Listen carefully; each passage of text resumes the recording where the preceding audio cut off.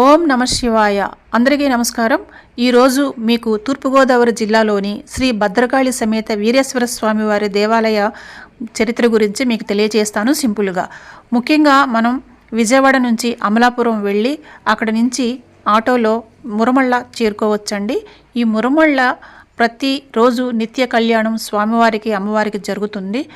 అలాగే ఇక్కడ ఈ కళ్యాణం కూడా మనకి పెళ్లిలో ఆటంకాలు ఎదురవుతున్నా, పెళ్లిలో లేట్ అవుతున్నా, పెళ్ళిళ్ళు కావకపోవడం వల్ల అడ్డంకులు ఎదురవుతున్నా కూడా ఈ దేవాలయానికి వెళ్ళి వారి నక్షత్రంలో స్వామివారికి కళ్యాణం చేయించుకున్నట్లయితే పెళ్లిలో వస్తున్న అడ్డంకులు తొలగిపోతాయని భక్తుల ప్రగాఢ విశ్వాసం. పురాణ గాథ ఏమిటంటే, దక్షయజ్ఞంలో అమ్మవారు అగ్ని ఆహుతి అయినప్పుడు వీరభద్రుడు ఉద్భవించి విలయతాండవం చేస్తున్న సమయంలో ముల్లోకాలు కూడా గడగడ వణికిపోతుంటే త్రిమూర్తులు ముగ్గురు కూడా అమ్మవారిని ప్రార్థించి వీరభద్రుని శాంతింప చేయడానికి అమ్మవారిని కన్యగా మారి వీరభద్రుని వివాహం చేసుకోవాల్సిందే అని ప్రార్థిస్తారు. అప్పుడు అమ్మవారు భద్రకాళి రూపంతో వచ్చి ఇక్కడ వృద్ధ గౌతమి నుండి కన్యగా మారి వీరభద్రుని చూసి వివాహానికి సమ్మతి తెలుపుతుంది. అక్కడ ఉన్న మునులందరూ కూడా స్వామివారికి అమ్మవారికి కూడా కళ్యాణము జరిపిస్తారు.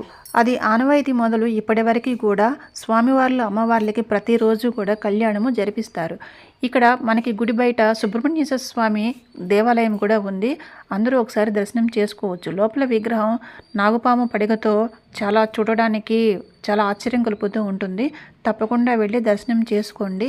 మీ వివాహాల్లో ఉన్న ఆటంకాలు అడ్డంకులు అన్నీ కూడా తొలగించుకోండి. వచ్చే వీడియో కుండలేశ్వరం గురించి కూడా తెలియజేస్తాను. నమస్కారములు.